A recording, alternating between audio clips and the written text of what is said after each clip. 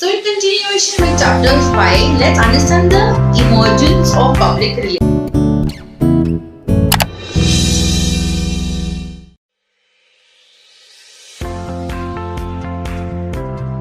So in general, there are 9 parameters explained, but they all fall down to a very basic parameter, is the cultural differences. Because of globalization, now the world is no more a local market. There are a lot of global players, there are a lot of international players, right? So one product is being made in many countries, manufactured in many countries and sold in many countries. The very basic example of you using this particular phones. So we have Indian made phones, unfortunately they do not run so fine like the Zero phone. And we have international phones as well. We have iPhone, we have Vivo, we have OnePlus, and the list is like really endless. So because so many competitions or so many competitors have come together to fight in a battle of wanting to capture the maximum consumer space, cultural differences are something that's going to be always gonna persist. What we Indians like in terms of the North India versus the South India is different. So naturally, if you talk of India versus America, the food preferences are different, the lifestyle is different, the way of dressing is different, everything is different. So because of all the cultural differences that we have, there is a major need for a PR to be there in each country, in each location that the organization is globally present. And if you have to break down these 9 parameters, the very first is international public. We are dealing with cross-cultural borders now. It's no more restricted to just one nation. Hence, we need to make sure that we communicate rightly with the international public in the language which they understand. All right, a certain spoken language, or a certain verbal language, or a certain way of body language that they understand. Then we move to understanding varied customer or consumer segments. We have male, female, kids who are Indian, kids who are foreigners, girls. In girls, or if you talk of females, we have age group of the young girls. Then we have youngsters or the teenage, the adult age, a certain late 30s, early 30s. So you can see that the segments so vast. So naturally, to cater to each of it, we need to have the right kind of a PR to be able to help us access or be able to communicate rightly to these audiences. Then we have what is the third point, which is competition. Competition, because it's no more restricted just to one nation, one country, one city, one locality. It's a fight between nations of the world. So if you want to, emerge out as a leader or emerge out as a winner, you need to communicate rightly with the help of these peers. Hence, competition was strong. Then we have different cultural environment. As I rightly said, we Indians, when we'll be discussing pestle analysis to understand the PR, we'll understand how for Indians not eating a cow is a holy thing, whereas abroad they are completely comfortable with eating pigs, beef. They're eating pigs in terms of pork, they're eating cows in terms of beef. So culturally, we are very different from each other, right? Then we have the local market preferences. Best example is in 10 rupees, if you are able to get a vada pav in Mumbai, 10 rupees you might be able to get a papadi chaat in Delhi. So local market, these are my requirements. If I want to start up my food stall, I'll probably have a vada pav outlet because I know that's going to sell more fast. So local market preferences is one parameter as to why we have an international. There is an emergence in terms of international collaboration. Then we have foreign relationship issues. Now, what are these foreign relationship issues? Because each company has its base set up in various nations, and these various nations have various kind of people working with it. So foreign, in what works in India may not work in China, may not work in Australia, may not work in US. So based on that, there can be foreign issues or foreign relationship issues. Then we have the commercial, legal and financial risk. Now, what is the meaning of commercial, legal and financial risk? Again, when we are understanding pest analysis, we'll understand this point in detail. And the last is trade blocks or these unions that exist the trade treaties that exist. So when I'm signing a trade treaty with, say for example, initially it was China, it means that we will ensure that there is a smooth flow of import exports. We will price our products such that it suits the Indian customers, or we will, of course, we were exporting only a lot of, we were importing a lot of things. So the parameter of them charging us right is what we have to look into. So based on this also, there is a high emergence of PR. Alright. So in general, first we understand that public relations or public PR is a Greek word which means semantikos, or it means the pronunciation is semantikos in Greek, which means to signify.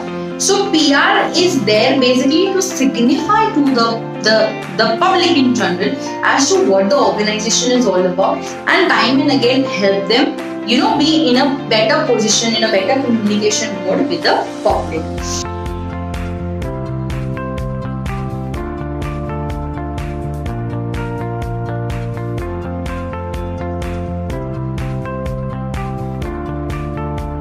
Now in 1903, there was this Mr. Ivy Lee, alright, way back in 1903, who advised Mr. Rockefeller, John F. Rockefeller. Now who is this John F. Rockefeller? John F. Rockefeller in 1903 was one of the wealthiest person alive on the planet. Basically one of the richest person. So what did this Ivy Lee do? He realized that John F. Rockefeller's basically organization was having some issues with its workers.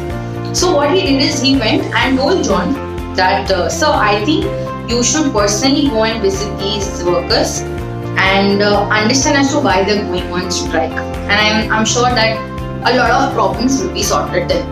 And as per his advice, Mr. Rockefeller went to its mining site, the gold mining site, and he met these workers and he understood their problems. They had problems of health, hygiene, safety. They said, sir, we are giving so much, but we are not looked after.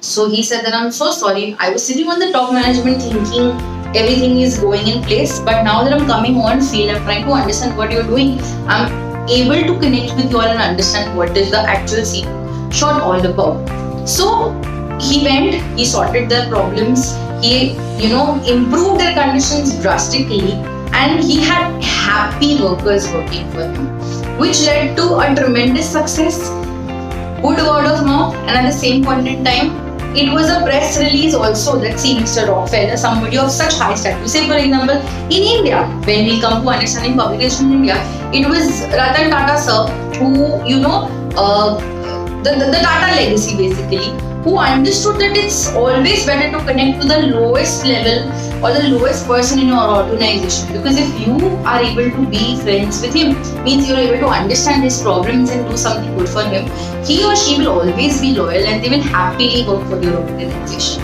And when employees will happily work for you, naturally, your organization is bound to succeed. And hence, that's what I really did.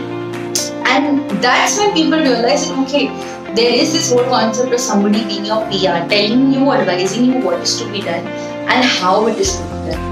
In 1918, Mr. Edward Bernays advised the president of Czechoslovakia, that was just a newly formed country, that sir, instead of announcing a certain information or a certain independence message to the public on Sunday, it would be better if you do it on a Monday. It's like the first week of the day, ideally Sunday is, but working perspective, Monday is the first week of the day, and when you will let the people know on Monday, the impact is going to have is very much stronger. So that's again what Mr. President did. He followed the advice of Edward Bernays, and he made an announcement on Monday which got him the right kind of coverage, which made the people happy, and his presidentship saw a longer career. So what we understand from these two people, Ivy League and Edward Bernays, they basically give out basic three principles. You speak about people to the people and make them comfortable with it. So if I understand the problems of the people and I'm solving these problems by making it comfortable for all of you, naturally as an organization I have succeeded. So this is what were the principles of PR, and that's how it emerged in the international markets way then. Now let's understand how it came to India.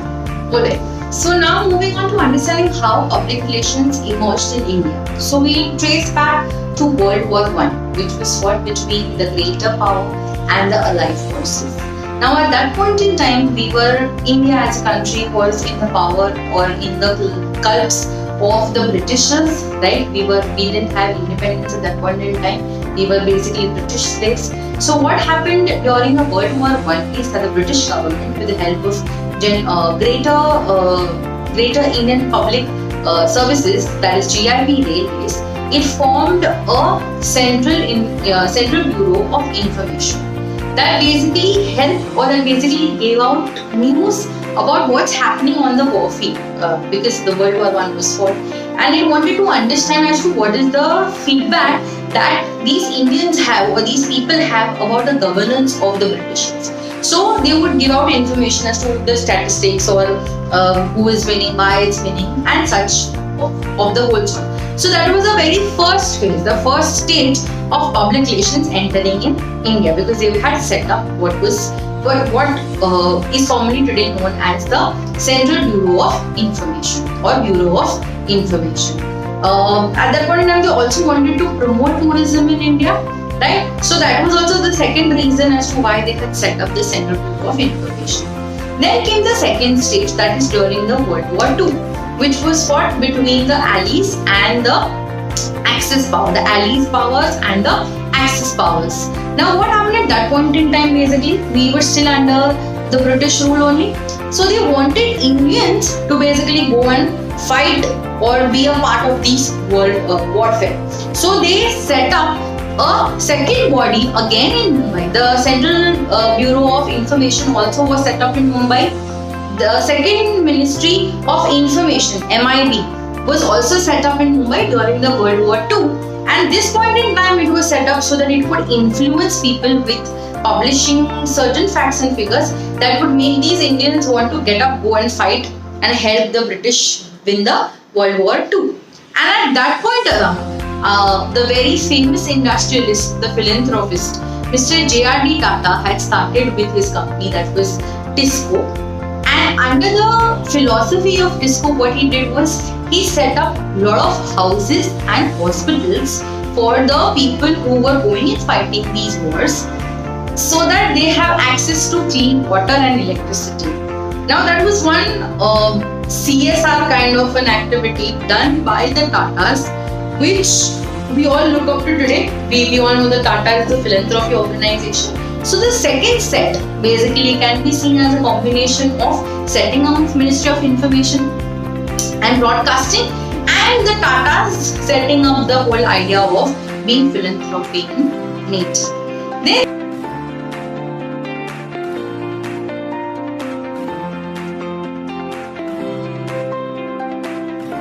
the third stage of how it entered India was strongly prominent in the year of 1956, that is post-independence, when India got its independence. It was post-independence era where the government set up the Industrial Revolution Act. And as for the Industrial Revolution Act, a lot of freedom was given to its workers. Facilities were made there for its workers. And a lot of things were then controlled by the single television channel that we have, that was Doordarshan. So because of Doordarshan being the only one giving out information, later towards the 1950s, Hindustan Unilever, Philips, Dunlop, then Indian Oxygen, these companies became legalized PR service agencies, and they started doing PR for a lot of private companies.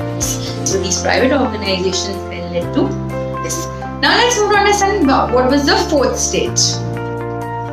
So in the fourth stage, the globalization phase, that was the early 2000s, 1990s, 2000, close to that era, where the globalization hit a strong phenomena. A lot of foreign competition started coming into the local people. example. And the very first PR office set up in India was by Ogilvy and Mather, one of the top known companies even today, which works as a strong PR agent, right? So Ogilvy Mather set up its offices here, and that's when it finally hit all the private companies that we need to have either a public, an internal PR agency or an internal public department, public relations department with the organization, or we need to hire services from an external PR agent. So that's how PR has taken its space in India. Now we understand as to what are the reasons,